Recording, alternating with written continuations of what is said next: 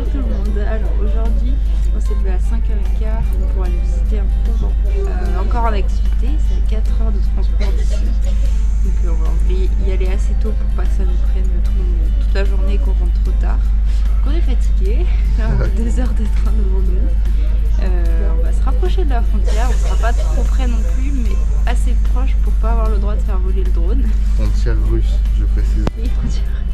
Mais ça va aller. On est vraiment au bout du monde. Non mais en réalité on n'est pas. On a fini notre partie là en train. Il reste encore une partie du trajet qu'on doit faire en bus. Le réveil il était dur ce matin. Là c'est dur encore, il fait froid, des fois il pleut un peu, ça glisse beaucoup au sol.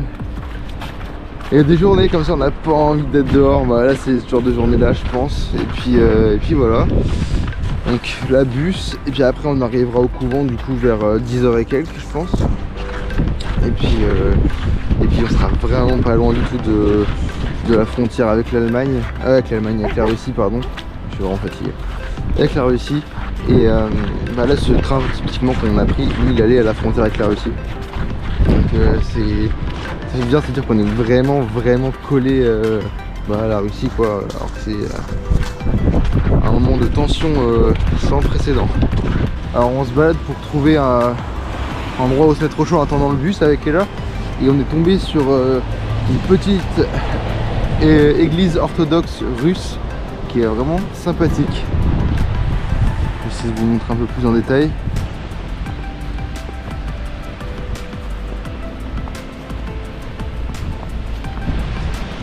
Franchement très belle, ça va être un peu dans ce style là je pense que ce qu'on va voir. Donc hâte d'en voir plus.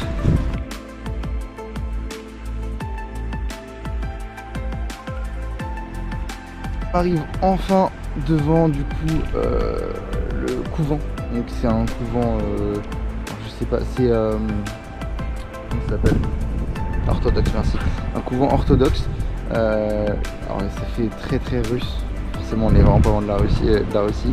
Et juste là-bas là, donc on distingue les chapeaux et les tours. Donc c'était on est vraiment perdu dans les campagnes estoniennes.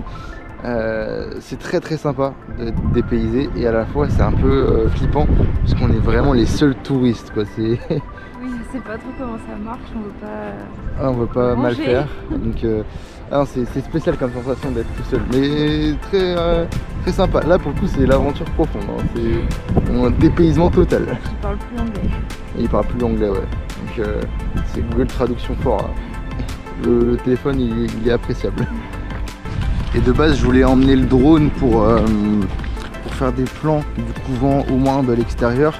Le problème c'est que bon, déjà il fait moche, ça aurait été compliqué de les sortir, et de deux c'est surtout qu'il y a une restriction de vol, une interdiction de vol même, vu qu'on est proche de la frontière avec la Russie. On n'a pas le droit de sortir le drone sous quelconque motif, donc à moins d'avoir demandé aux autorités compétentes une autorisation de vol, bah pas le droit. Donc ça serait pas grand chose que je demande, surtout s'il faisait moche. Mais un peu dégoûté parce que je comptais vraiment le sortir là. En plus l'interdiction elle est tombée il y a 3 jours. Donc vraiment ça s'est pas joué à grand chose. Et en plus il est magnifique le couvent, donc j'aurais pu vraiment faire des plans très sympathiques de l'extérieur. Je peux pas passer au-dessus, hein, vraiment c'est de l'extérieur. Mais ça aurait pu être sympa. Et il apparaît doucement sous nos yeux, mais c'est trop beau, trop beau.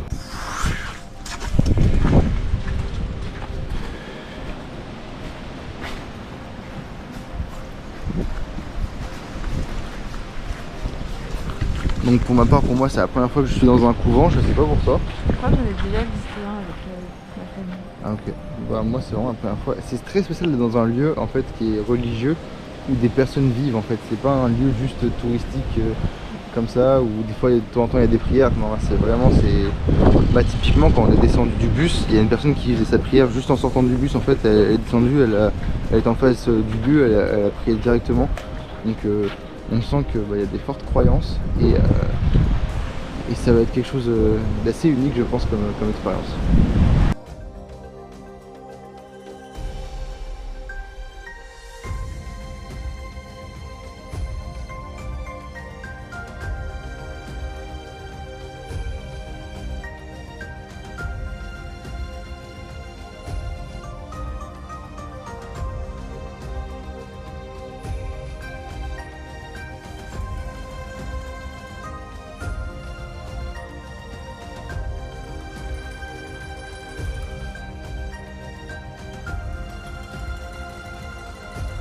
tout à l'heure je disais il n'y avait pas beaucoup de tourisme, mais en même temps on n'est pas dans la meilleure des saisons, dans une saison très creuse, vraiment dans l'entre-deux entre l'hiver et l'automne, donc il n'est pas très beau.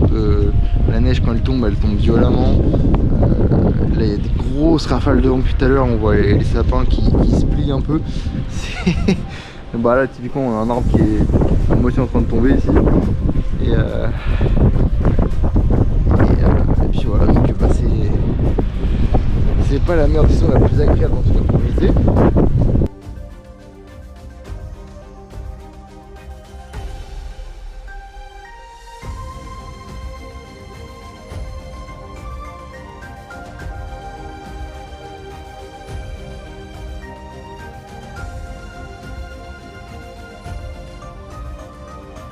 Bon, j'ai parlé avec une sœur via le téléphone, la traduction, et elle nous a dit que l'église était ouverte, donc on pouvait visiter. Donc on va essayer de visiter ça tout de suite.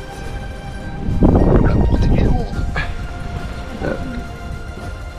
Et il faut pas filmer. Donc désolé, je vous emmènerai plus tard. Bon, on l'a visité du coup cette petite église. Elle était pas moche. Moi, c'était pas celle que j'ai préférée en tout cas. Je sais pas que c'était la plus belle qu'on ait faite, mais l'ambiance était, je trouve, la plus sympa du fait que bah, on était tout seul, que avec les sœurs aussi. Donc c'est très sympa. Malheureusement, je peux pas filmer parce que c'est des lieux sacrés, donc bah, pas au téléphone ni la caméra, donc j'essaie d'éviter un maximum. Et waouh! Et on est dans des endroits qui sont vraiment magnifiques, franchement. Je vous montre ça. C'est unique comme je l'ai dit tout à l'heure, vraiment unique.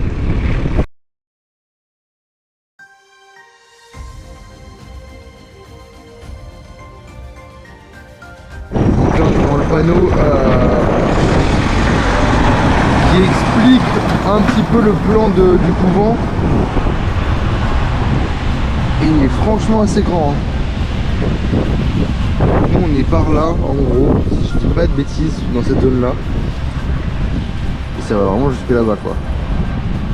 Il y a aussi le cimetière que je vous ai pas filmé de tout début parce que il n'y a pas besoin de le filmer je pense, mais c'est vachement grand quand même.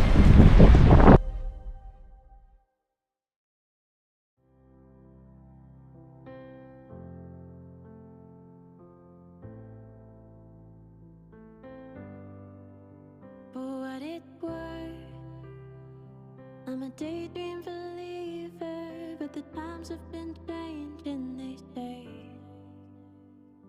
The poets and painters and all of the dreamers still live in the good old days. Donc là on se balade un petit peu avec Ella et techniquement on est toujours dans l'enceinte du couvent. C'est assez grand, il y a des petites forêts et tout. Là on a encore une église qui se dessine derrière les sapins. Et en fait c'est une... Je dirais pas une ville parce qu'il n'y a pas tout ce qu'il y a dans une ville, mais on n'en est pas trop loin non plus quoi. Pour la superficie ça fait un petit village en fait. C'est un village, c'est ça. Dans une enceinte et un village très religieux, très croyant. Mais les gens sont très gentils ici.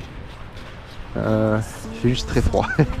Ça c'est un truc, ça fait un peu mal. Parce que quand on est rentré dans l'église tout à l'heure, je pensais que ça allait être chauffé, bah pas tellement. Franchement la différence elle est pas flagrante quoi.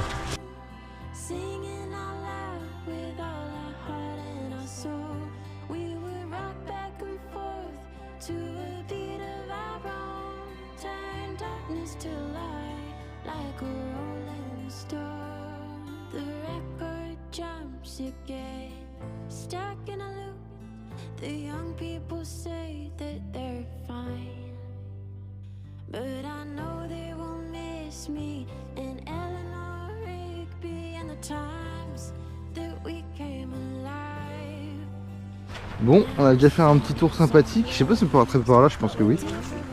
Mais franchement c'est sympa. Il y a une partie qui est pas accessible au public, logique. Je pense que c'est pour tout ce qui est bah, justement la logistique en fait. Donc cette partie là elle est pas accessible au public. Mais franchement c'est sympa. Les bâtiments dans lesquels elles vivent sont très très gros quand même. Ils sont là-bas, c'est des très grosses maisons. Et j'ai eu l'impression qu'elles ont aussi des maisons individuelles pour certaines. Je sais pas comment ça fonctionne exactement. Elles sont pas dehors, donc on peut pas trop leur demander. Il n'y a qu'une personne qui gère le guichet pour l'instant, à qui j'ai pu parler un petit peu, mais c'est tout. Et tu vois, donc c'est sympa, mais c'est pas très chauffé. Du coup, on pensait avoir une salle un peu chauffée pour se poser et manger. Et je pense qu'on va pas avoir cette chance-là, entre guillemets, de manger avec les sœurs. Donc on va voir ce qu'on fait, si on part déjà, si on part pas, et puis sinon je continue à filmer un petit peu l'endroit. On a déjà fait un petit tour sympathique, parce que la plupart des choses sont faites, enfin les églises sont fermées. En fait c'est des églises pour le baptême, des églises pour des églises. Mais la plupart sont fermées.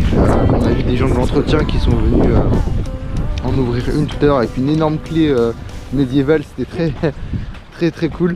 Mais on peut pas la visiter, il n'y a que celle centrale où elle est vraiment accessible là en tout cas actuellement.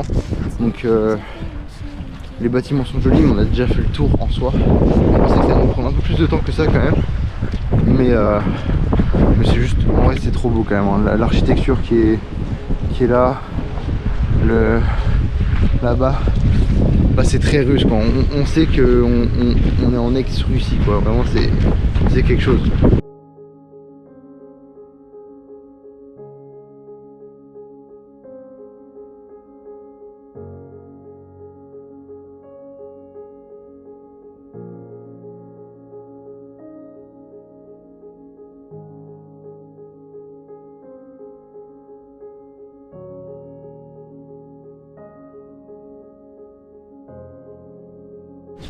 Donc voilà, on finit cette petite visite du couvent qui était très cool. C'était un peu rapide, mais on avait pour le bus soit 50 minutes, soit 4 heures. Ouais, sauf que bah en fait un entre-deux aurait été parfait. 2 heures c'était parfait, ça nous laissait le temps de vraiment contempler et à la fois de visiter un peu. Mais 4 heures, on savait pas ce qu'on va faire en 4 heures. Donc et vu qu'on est dans un coin paumé, franchement on va pas faire grand chose. Donc là l'objectif c'est qu'on rentre, qu'on essaie d'avoir le bus, sinon bah, on va continuer de se balader. Mais le but c'est d'avoir le bus et de pouvoir revenir tout doucement vers Tallinn. Donc on s'est levé très tôt pour voir ça. On est très content de l'avoir vu, mais c'est vrai que si les horaires de bus pouvaient coïncider un peu plus avec la visite, ça aurait été parfait. On a quand même pu profiter pendant une petite heure du lieu, donc on est content. Dans tous les cas, il pleut et tout, donc c'est compliqué de vraiment profiter au maximum, comme s'il faisait beau et tout était ouvert et qu'il faisait pas froid. Là c'est différent. Donc on va essayer de se trouver des petits trucs à faire à côté. J'ai proposé là d'aller à la frontière avec la Russie, mais bon, pas trop partante et c'est normal. Donc on va pas le faire. On risque de retourner vers Tallinn tout doucement et de visiter peut-être un peu plus aujourd'hui Tallinn. C'est pas sûr, mais dans tous les cas vous verrez sûrement la caméra pardon. Et puis bah je vous dis à toutes. Et je l'avais pas dit, mais on est à Kuremae du coup, là où se trouve le couvent, donc frontière quasiment avec la Russie. On n'est pas collé à la frontière, mais franchement je pense même pas une demi-heure on y est quoi. Donc on est quand même à la frontière avec la Russie. Et puis voilà, donc on est vraiment perdu en fin fond de l'Estonie quoi.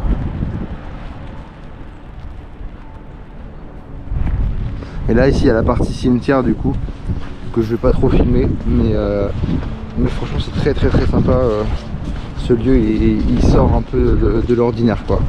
Et c'est le premier couvent que j'ai fait, donc j'ai pu m'apercevoir un peu comment c'était. Là c'est un couvent orthodoxe russe.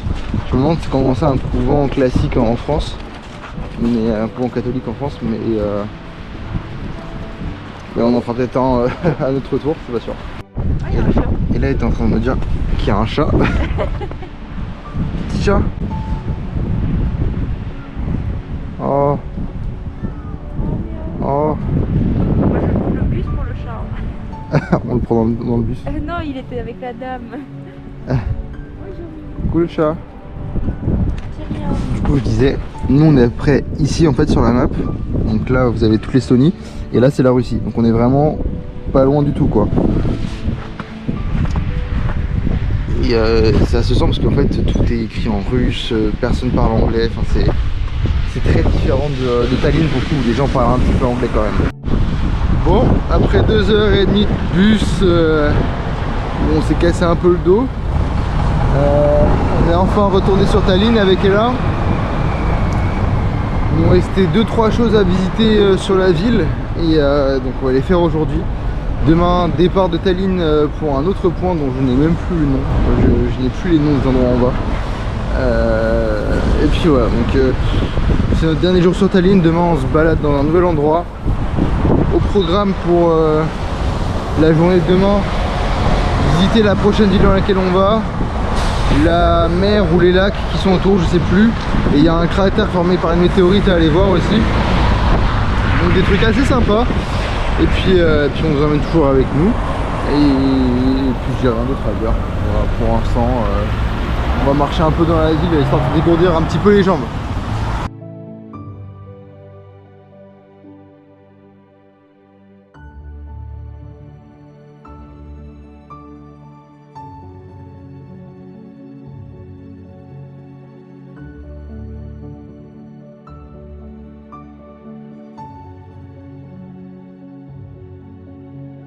On arrive devant l'opéra de Tallinn et on est passé déjà plusieurs fois devant, je ne l'avais pas encore filmé. Il est franchement très très grand.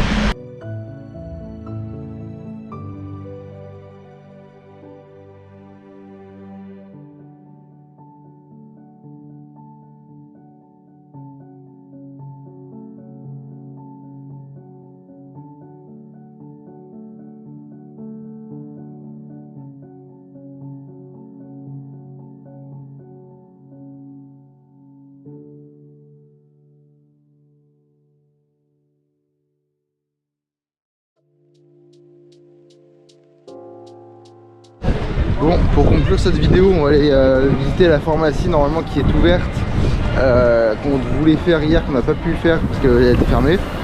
On profite d'être devant aussi de nouveau, et je pense une dernière fois devant ce marché de Noël qui est très sympathique quand même. On a eu de la chance, c'est samedi qu'on est arrivé je crois. Il y a vraiment une animation et tout qui se faisait au niveau du marché. Du coup c'était très sympa pour tout le monde, l'ambiance et la musique. Là c'est un peu plus calme déjà. Et puis je vais vous montrer la pharmacie dans un instant.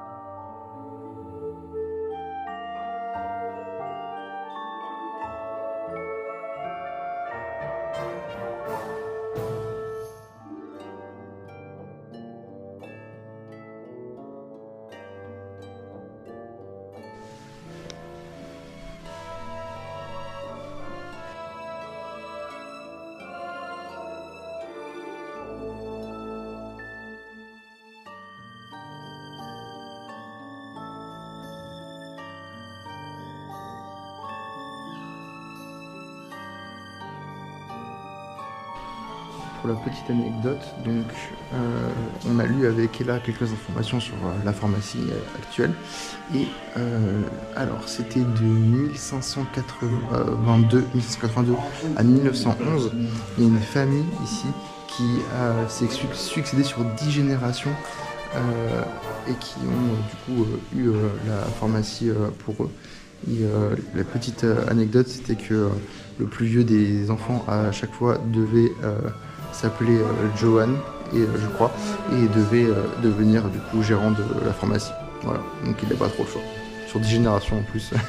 On a aussi plusieurs éléments, comme le crocodile ici, qui servait à mettre un peu de mystère dans la profession, et aussi surtout de faire fuir les voleurs pour pas qu'ils volent les produits. On a aussi des petites bouteilles là-bas qui sont là-bas. En fait, c'était pour savoir de l'extérieur si c'était une formation ou non. Et il représente le chaud et le froid. Alors j'ai pas trop compris pourquoi, mais en tout cas c'était principalement utilisé pour être aux fenêtres en gros, en tant qu'ornement pour dire que c'est une formation. Voilà.